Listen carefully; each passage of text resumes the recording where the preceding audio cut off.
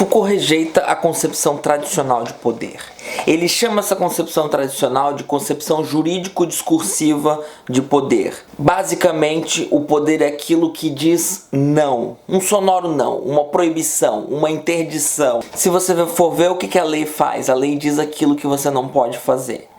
Então a gente vai explorar um pouco nessa aula essa concepção tradicional e qual que é a concepção de poder de Foucault. A gente já explorou isso em outras aulas, mas é algo que a gente precisa aprofundar um pouco mais. Então, primeiro, Foucault vai fazer 3 rejeições, 3 maneiras que a gente não deveria entender o poder. Primeiro, rejeição da pura negatividade do poder.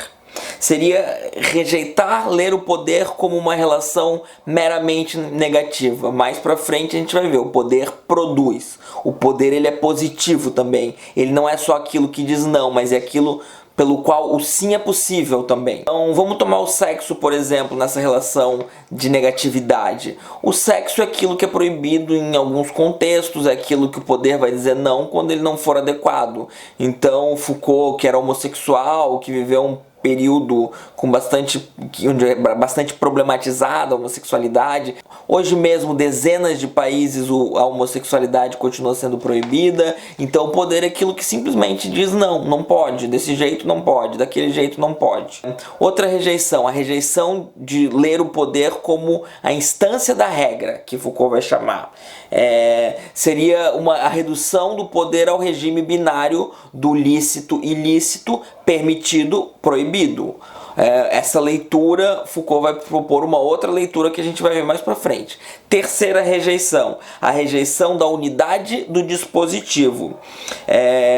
Seria a presunção de que o poder ele se exerce da mesma maneira em todos os níveis. Na verdade, o poder ele é transversal, ele não é vertical, ele não é só de cima para baixo, ele também não é só de baixo para cima, ele se exerce de inúmeras maneiras diferentes, com inúmeras forças possíveis e diferentes, de inúmeras posições, ele emana de todos os lugares. Então, 3 rejeições: rejeição da negatividade do poder, rejeição da instância da regra e rejeição da unidade do dispositivo. Foucault não está dizendo que esses elementos não existem. Foucault está rejeitando a ideia de que a gente continue lendo o poder dessa maneira. Vamos fazer uma situação, porque sempre que a gente fala de poder é interessante falar do sujeito. Em face de um poder que é lei, o sujeito que é constituído como sujeito, que é sujeitado, é aquele que obedece. Então, se a gente tem essa concepção tradicional jurídico-discursiva de poder, do jurídico, da lei, da proibição, quem que é o sujeito? O sujeito é aquele que obedece. Lhe resta apenas obedecer a lei, a regra, a norma. Então, vamos dar um exemplo, né? A pessoa que apanha na infância, o que acontece? Ela obedece. Ela apanha para obedecer, esse é o objetivo. Agora, quem que é o sujeito que se constitui aí nessa obediência? É o sujeito da obediência. É o sujeito que mais pra frente, quando vê criança apanhando, não é só uma questão de apoiar ou não, de aceitar ou não, porque não é uma questão também de julgar cada caso específico, mas é aquele sujeito que vai se colocar enquanto indivíduo dessa obediência, enquanto indivíduo que internalizou esse poder, enquanto indivíduo sujeitado que vai fazer às vezes até o elogio da violência, o elogio da palmada, a concepção, a legitimidade na qual aquilo foi necessariamente importante no processo de aprendizagem dele, aquilo faz parte do elemento constitutivo da pessoa que ele é. Faz parte da moral, do caráter dele ter apanhado. Ele é aquele sujeito que obedece e ele é sujeitado pela relação de poder que o inseriu de alguma maneira em certa relação de violência. Independente de você achar ela legítima ou não, ainda assim é uma relação de violência. Foucault vai se questionar, então, por que a gente aceita tão facilmente essa lógica jurídico-discursiva do poder? Por que a gente não propõe outras maneiras de olhar o poder, outras maneiras de analisar esse fenômeno que diz tanto respeito à nossa vida cotidiana? Bom, primeira coisa, Foucault vai se perguntar, o poder, ele seria aceito se fosse inteiramente cínico? Se se o discurso do poder não fosse porque é proibido, mas é porque tem que ser proibido, é proibido em nome do bem comum, é proibido em nome da lei, é proibido porque é isso que vai constituir a subjetividade, que vai permitir a sua vida, a vida da criança, então, por exemplo, que leva a palmada em sociedade enquanto cidadão integrado. E se o poder dissesse exatamente para que ele está ali? Eu tô aqui para manutenção do poder de uma classe. Eu tô aqui para garantir que uns tenham mais e outros tenham menos. Eu tô aqui para garantir que você se comporte de acordo com como aquele grupo quer que você se comporte. Se o poder fosse cínico dessa maneira, se ele dissesse exatamente para que ele está ali, será que a gente compraria? Então, o que Foucault está dizendo é que a gente aceita uma concepção tradicional de poder justamente porque ela que dá legitimidade às relações de poder nas quais a gente se encontra. Se a gente começar a pensar o poder de outra maneira, as relações de poder vão ter que mudar. Então, mais pra frente, quando a gente for ver as prisões, se a gente for pensar que aceitar o discurso da prisão, a gente aceita a prisão e a gente aceita todo o pacote e as relações de poder que vem junto. Ainda que para isso a prisão tenha que fazer uma mentirinha, por exemplo, né? A prisão tem que dizer, estamos aqui para isso. Se a gente for analisar, se a gente for lidar com o poder de outra maneira, a gente pode acabar vendo que não é exatamente assim. Então a gente cria outras ferramentas para lidar com essas relações de poder. Então o que Foucault propõe? Foucault diz que a concepção jurídico-discursiva é muito vinculada à concepção monárquica, à concepção de soberania, à concepção de rei, né? O rei está lá em cima e é o rei que manda. Quem que é o súdito? O súdito é aquele que obedece. Foucault propõe, fazendo uma alusão à Revolução Francesa, a cortar a cabeça do rei. Isso é uma metáfora, né? Isso é dizer, não vamos aceitar esse poder que vem de cima e dita a regra. Vamos entender o poder de outra maneira, vamos ler o poder de outra maneira, vamos ter outras relações com o poder para que as nossas próprias relações com nós mesmos, para que as nossas relações em sociedade, para que as nossas leituras, as nossas ferramentas, as nossas análises não estejam completamente submissas a uma visão de poder na qual o poder é aquilo que vem de cima, é o poder do rei. Precisamos cortar a cabeça do rei. Então Foucault vai dizer que esse jurídico não é mais suficiente. Mas por que esse jurídico não é mais suficiente? Bom, porque surgem novos procedimentos de poder que funcionam não pelo direito, mas pela técnica, não pela lei, mas pela normalização, não pelo castigo, mas pelo controle. E essas formas de poder, esses novos procedimentos, eles se exercem em níveis e formas que extravasam o Estado e extravasam os aparelhos estatais. Então, começa a surgir outras relações de poder que não são tão simples. Então, o que seria dizer, né? Não o direito mais, não o sim, não o interdito, mas a técnica. A técnica é aquilo que vai, de certa forma, encontrar o seu objeto e arranjar uma maneira, uma saída que não necessariamente vai ser uma ordem, uma lei, mas fazer com que esse objeto haja da maneira que a técnica gostaria que agisse. A própria questão da normalização. A lei é aquilo que diz o que você não faz, ela te proíbe. A normalização não, o normal, a norma, te diz aquilo que você faz.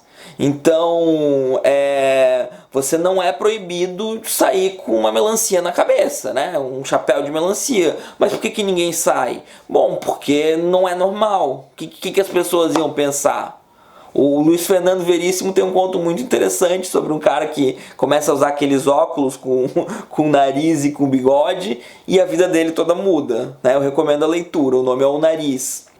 O que você acha que acontece quando um homem que era um bom pai, um bom profissional, um bom vizinho, um bom filho, bom em tudo, começa a viver a mesma vida que ele vivia agora com aqueles óculos ridículos que tem nariz e bigode? O que acontece? Ele não está infringindo nenhuma lei, ele está infringindo a normalidade. Então Foucault vai, uma das frases de efeito interessante que ecoam nas teses e dissertações e TCCs, Foucault vai propor pra gente o sexo sem lei e o poder sem rei. Entenda então, o sexo sem lei. A questão da sexualidade não é uma questão de verdadeiro ou falso. Não é uma questão de interdito ou não interdito. A gente precisa buscar outras formas de sexualidade. Obviamente ele está pensando na homossexualidade, ele está pensando no contexto em que ele vive, em que a homossexualidade é vista como proibida, como errada, como antinatural, né? Pessoas querendo colocar lei na sexualidade do outro. Ah, você tem que agir assim, você tem que transar assim, você tem que amar fulano, tem que amar ciclano. Então Foucault vai fazer esse dito, né? O sexo sem lei e o poder sem rei. Quer dizer, ninguém detém nenhum privilégio sobre o poder. Se alguém governa, que governe porque as suas relações de governabilidade vão ser aceitas pelos súditos, porque os súditos vão considerar elas importantes, não enquanto sujeitados, mas enquanto, na verdade, não mais súditos, mas enquanto cidadãos autônomos e emancipados. Então, o poder sem rei seria a rejeição desse poder que se diz divino ou que se diz legítimo pelas próprias características inerentes àquele que governa. Aquele que governa não tem nenhuma característica inerente, intrínseca, que lhe dê o direito a governar. O direito de governar não emana do rei, não emana de quem está em cima, emana de baixo, emana daquele que está sendo governado. É aquele que está sendo governado que deve decidir se essa relação de governabilidade é desejável ou não. Então esse poder ele está difuso, ele está espalhado em toda a sociedade e ele diz respeito a toda a sociedade. Foucault está querendo quebrar essa hierarquia, esse poder que vem de cima, esse poder do rei ou esse poder da lei que dita a verdade do sexo, que dita a verdade das nossas condutas, das nossas subjetividades, do modo como deveríamos governar a nossa própria vida, a nossa sujeição. Esse poder que exige um excesso de obediência. E daí Foucault vai dar uma definição de poder como, que eu acho muito interessante, um pouco complexa, como uma multiplicidade de correlação de forças imanentes à própria relação. Vamos fazer uma citação. Parece-me que se deve compreender o poder, primeiro, como a multiplicidade de correlações de forças imanentes ao domínio onde se exercem e constitutivas de sua organização. O jogo que, através de lutas e afrontamentos incessantes, as transforma, reforça, inverte. Os apoios que tais correlações de força encontram umas nas outras, formando cadeias ou sistemas, ou ao contrário, as defasagens e contradições que as isolam entre si. Enfim, as estratégias em que se originam e cujo esboço geral ou cristalização institucional toma corpo nos aparelhos estatais, na formulação da lei, nas hegemonias sociais. O poder enquanto forças que estão dentro das próprias relações, né, são imanentes, então, quer dizer, são internas as próprias relações de poder, e nessas relações de poder que funcionam então como um jogo, volta e meia uma ganha, uma outra perde, tem sempre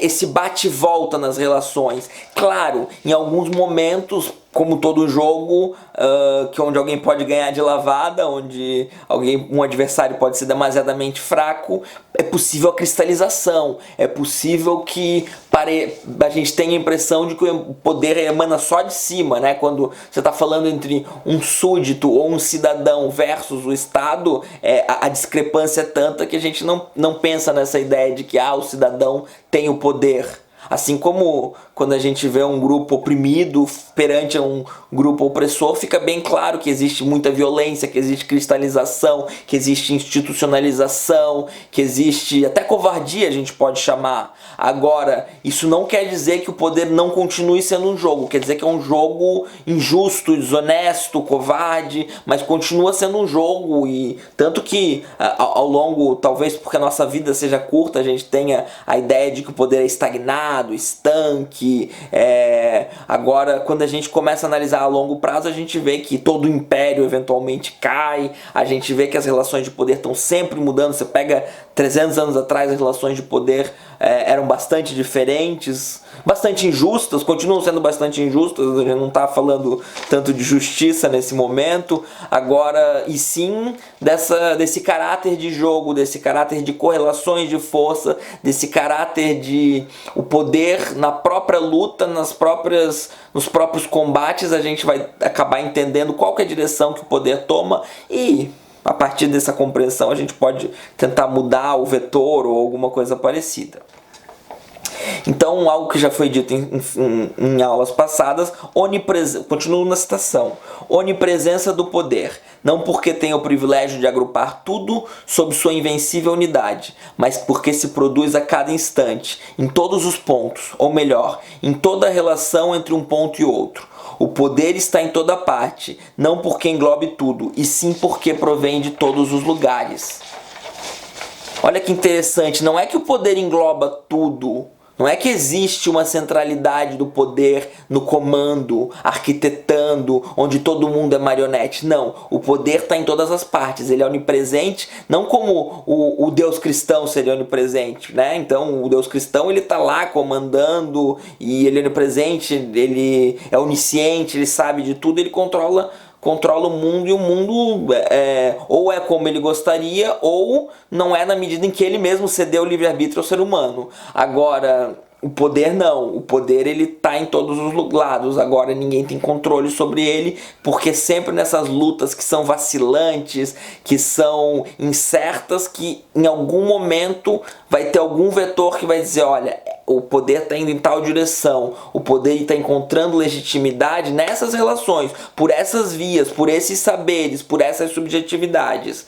Claro, quando a gente começa a entender o poder dessa maneira, quando a gente corta a cabeça do rei, quando a gente entende o sexo sem lei, entende que o sexo pertence a outra lógica das subjetividades, do bem-estar, do prazer, mais pra frente na história da sexualidade isso vai ficar mais claro, mas quando a gente muda essa lógica, muda o vetor, entende o poder a partir da técnica, da normalização, entende o poder a partir do conceito de jogo, entende o poder como correlação de forças imanentes às próprias relações de poder, a gente tem uma ferramenta interessante para analisar o presente, analisar o passado e pensar no futuro.